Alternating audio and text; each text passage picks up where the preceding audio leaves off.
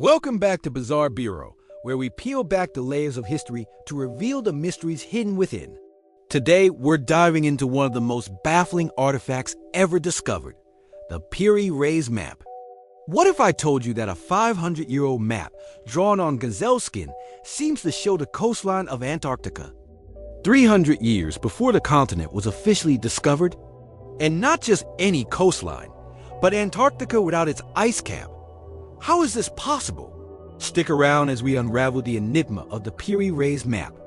In 1929, a routine cataloging project at the Topkapi Palace in Istanbul, Turkey, unearthed a remarkable fragment of a world map, dated to the year 1513. It was signed by an Ottoman admiral and cartographer named Piri Reis. At first glance, it was a beautifully detailed early 16th century nautical chart. It showed parts of Europe, West Africa, and the eastern coast of South America with surprising accuracy for its time.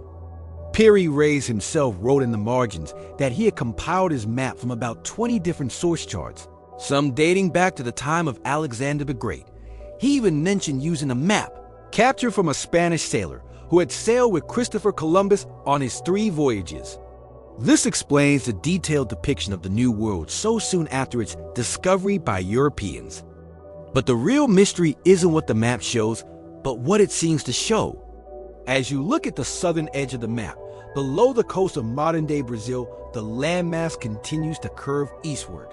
For decades, this extension was dismissed as a fanciful representation of the South American coastline, or mythical southern continent, a terra australis incognita, which was a common feature on maps of that era. That was until a retired U.S. Air Force captain named Arlington H. Mallory took a closer look in the 1950s.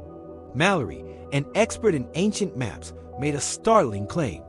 He proposed that this mysterious southern landmass was not a guess, but a remarkably accurate depiction of the northern coast of Antarctica, specifically Queen Maud Land. The shocking part? He argued it showed the coastline as it would have looked before it was covered by its current mile-thick ice sheet. Geologists generally agree that this subglacial coastline hasn't been visible for at least 6,000 years, and possibly much longer. This theory gained significant traction when Mallory presented his findings to Professor Charles Hapgood at Keene State College.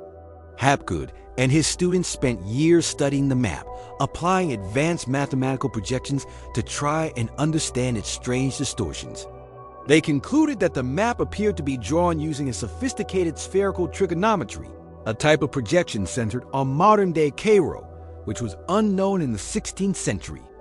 According to Hapgood, the level of geographical and mathematical knowledge required to create the source maps used by Piri Reis far surpassed the capabilities of not just 16th century cartographers, but of any known civilization of the time. So, where could this knowledge have come from?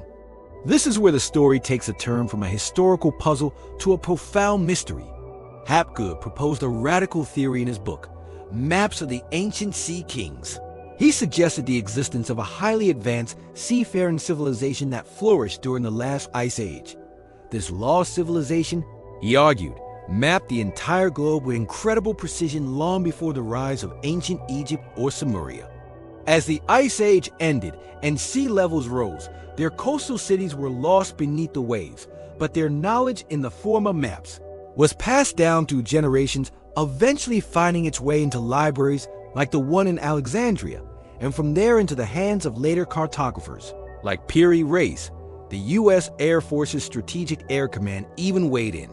In 1960, they responded to an inquiry from Hapgood stating that the Piri Reis Map's depiction of the Antarctic coastline appears to be in remarkable agreement with the results of the seismic profile made by the Swedish-British-Norwegian Antarctic expedition of 1949. They confirmed that the maps seemed to show the subglacial topography of the continent. How could Piri Reis, or his ancient sources, have known what lay beneath miles of ice? This official letter seemed to be the smoking gun, lending serious credibility to Hapgood's theory. Of course, not everyone is convinced. Mainstream historians and cartographers have offered more conventional explanations. They argued that the supposed Antarctic coastline is simply a distorted, eastward stretching depiction of the South American coast, perhaps based on sailors' incomplete reports and a healthy dose of imagination. They point out that while some parts of the map are accurate, others, like the Caribbean islands, are wildly misplaced and misshapen. If the source maps were so advanced, why are there so many errors?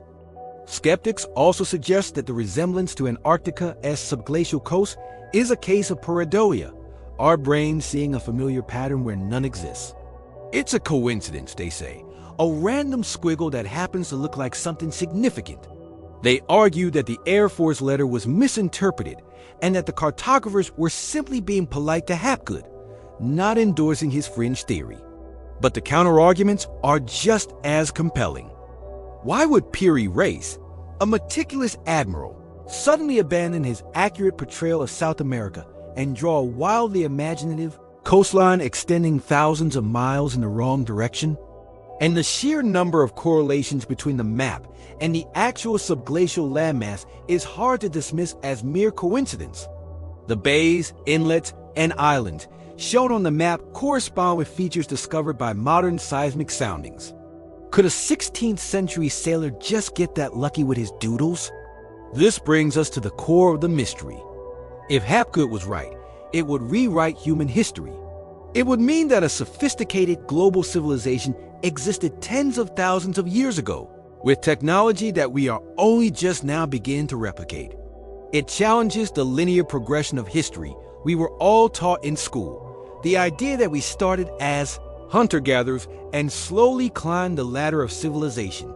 The Piri Reis Map suggests that perhaps history isn't a straight line, but a series of cycles, with great civilizations rising and falling, leaving behind only faint echoes of their existence. What happened to this hypothetical ancient civilization? Theories range from natural catastrophes, like the sudden end of the Ice Age and the massive floods that followed, to more speculative ideas involving astronomical events. The loss of such a civilization would explain the resetting human progress, forcing survivors to start over, their ancestors' great achievements fading into myth, and legend tales of a golden age, of Atlantis, of a time when gods walked the earth. The Piri Reis Map is more than just a piece of cartography. It's a mirror reflecting the limits of our own understanding. It forces us to ask uncomfortable questions. Is our current view of the ancient world complete, or are we missing a massive piece of the puzzle? Could ancient myths of lost lands be more than just stories? The map doesn't provide definitive answers, but it offers a tantalizing clue that our history is far richer and far more mysterious than we have ever been led to believe. It sits at the intersection of science, history, and myth, a 500-year-old fragment of gazelle skin that could potentially redefine everything we know about our past. So, what do you think? Is the Piri Reis Map a simple, flawed 16th century chart, or is it a genuine artifact from a lost chapter of human history, a cartographical error, or evidence of ancient sea kings? Let me know your theories in the comments below. Thank you for joining me on this journey into the unknown at Bizarre Bureau. If you enjoy exploring the world's greatest mysteries, make sure to hit that like button, subscribe, and ring the bell so you never miss an episode. Until next time, keep questioning.